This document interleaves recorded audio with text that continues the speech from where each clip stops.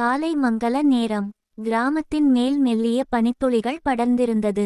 கோழியின் கூவல், மாடுகளின் மணி ஒலி, அருகிலுள்ள வயலில் வேலைக்கு செல்லும் மக்களின் சிரிப்பு, இவை எல்லாம் சேர்ந்து ஒரு இனிய இசையாக இருந்தது. அந்த கிராமத்தில் அருள் என்ற சிறுவன் வாழ்ந்து வந்தான். தினமும் அதிகாலையில் எழுந்து தன் தாத்தாவுடன் சேர்ந்து வயலுக்கு செல்வது அவனுக்கு மிகவும் பிடித்தது. வழியிலே செல்வதற்குள் மரங்களில் குருவிகள் கீச்சென்று பாடும், குளத்தருகில் தண்ணீர் எடுக்க வரும் பெண்கள் சிரித்தபடி பேசிக் கொண்டிருப்பார்கள். வயலில் வேலை செய்யும் போது தாத்தா அவனுக்கு வாழ்க்கையின் நல்ல பாடங்களை சொல்லிக் கொடுப்பார். மண்ணை நேசித்தால் அது நம்மை வாழ வைக்கும் என்று அவர் கூறுவார்.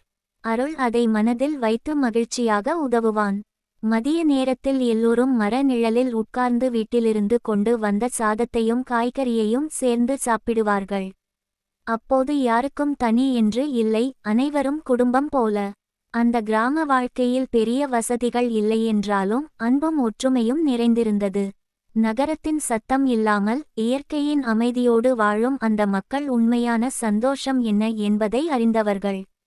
அருளும் தினமும் அந்த இயற்கையையும் மனிதர்களின் அன்பையும் பார்த்து வளர்ந்தான். அவனுக்கு கிராம வாழ்க்கை ஒரு பள்ளியாகவும் அன்பு நிறைந்த இல்லமாகவும் இருந்தது.